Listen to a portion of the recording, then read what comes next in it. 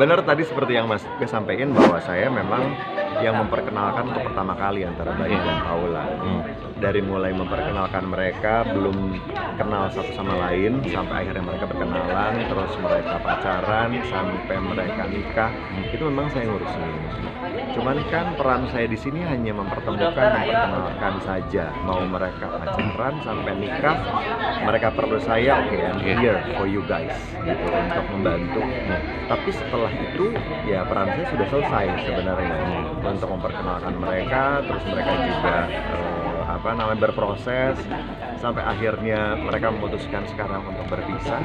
Itu sudah di luar dari kapasitas saya gitu, walaupun saya juga tahu gitu seperti apa dan kayak gimana, ya itu cukup untuk cerita antara saya dan juga Baim, karena memang pertemanan saya dengan antara Baim dan Paula lebih ke Baim lebih lama, lebih lama sama Baim gitu. Sebenarnya ya apa ya? Ya kan kita juga tahu ya Baim tuh orangnya seru gitu kan ya, kadang suka, ya itulah dia gitu. Saya nggak perlu judge dia seperti apa segala macam, tapi dia orang yang sangat baik untuk saya, orangnya apa adanya, itu yang paling penting. Dia bisa menjadi dirinya sendiri, mau dia iseng, mau dia jahil, segala memang dari dulu gitu kan, dari dulu seperti itu. Jadi kadang ada hal-hal yang dia tidak pikirkan 2 kali atau 3 kali, ya udah apa adanya aja, Baim ya udah seperti itu. Merasa menyesal nggak Mas Jaki yang pertama kali memperkenalkan mereka? Nggak menyesal, maksudnya emang sudah jalannya harus begitu gitu kan. Mau gimana lagi, semua itu sudah terjadi dan kita harus melihatnya ke depan seperti apa gitu. Kalau misalnya emang itu yang terbaik untuk mereka berdua, sudah gitu. Karena kan bukan kita yang menjalankan, bukan saya juga yang menjalankan kehidupan sehari-harinya. Saya juga punya kehidupan sendiri.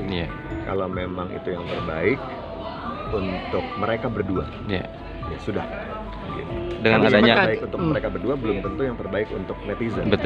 Untuk orang lain di luar sana, karena mereka tidak menjalankan, mereka hanya melihat dari sisi luar, mereka hanya melihat dari konten yang dibikin, mereka hanya melihat dari pemberitaannya yang ada, tapi mereka tidak ada di dalamnya. So kalau untuk saya nggak bisa judge siapa yang benar, siapa yang salah. Tapi merasa kaget nggak?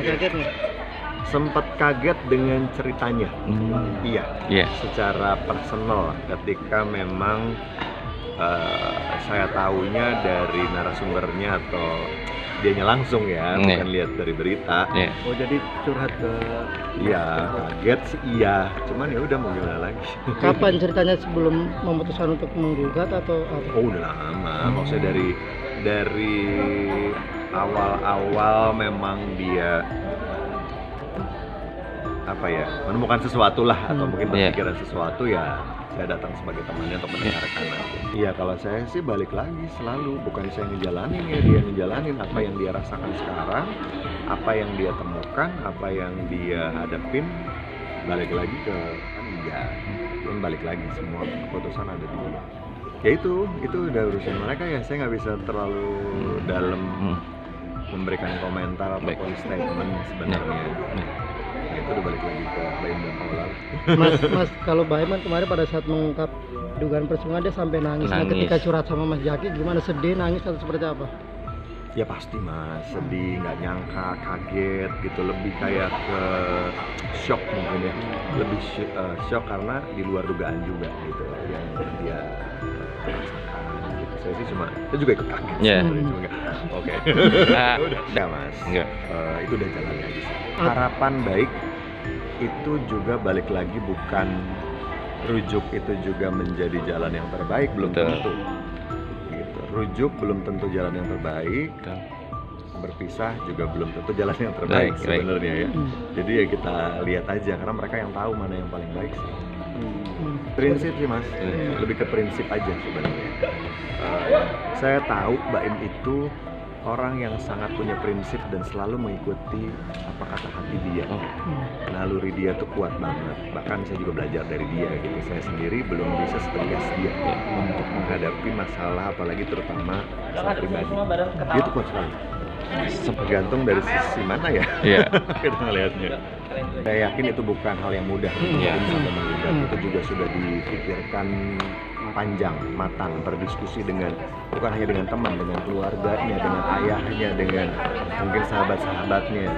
Ya, untuk sampai ke titik ini saya yakin itu sudah dipikirkan dengan matang, bukan hanya dengan emosi.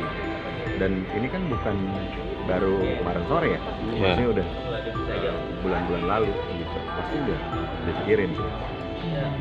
Ikutin kata hati lo, itu yang paling penting. Dan itu pun yang Mbak Im selalu sampaikan ke saya dan juga mungkin teman-teman yang lain. Follow your heart, udah gitu aja. Bukan yang wah ini aja. Ikutin aja kata hatinya, di intuisinya dia bilang apa.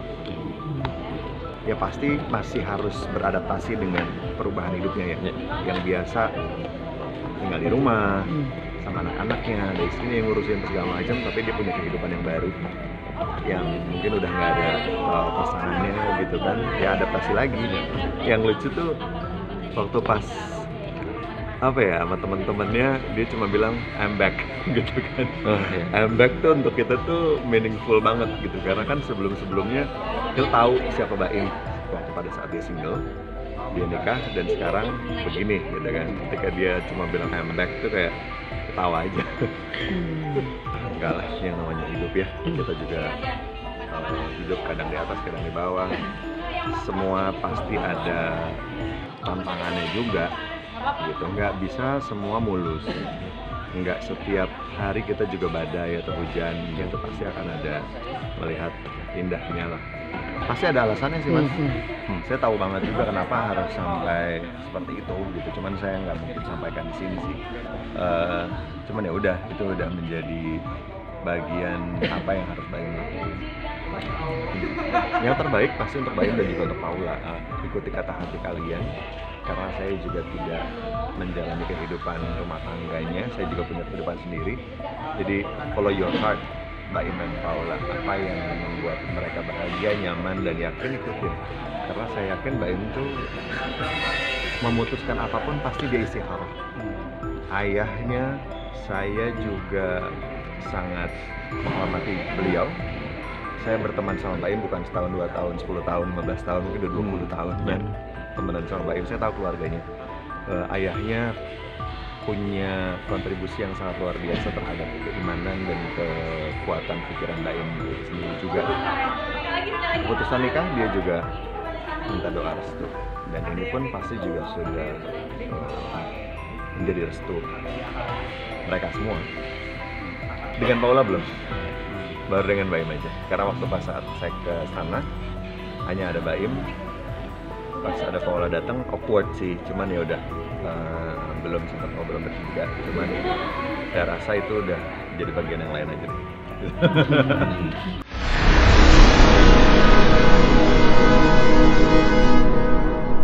Jadi jangan lupa untuk subscribe Cumi Cumi. Ditekan ya tombol lonceng merahnya.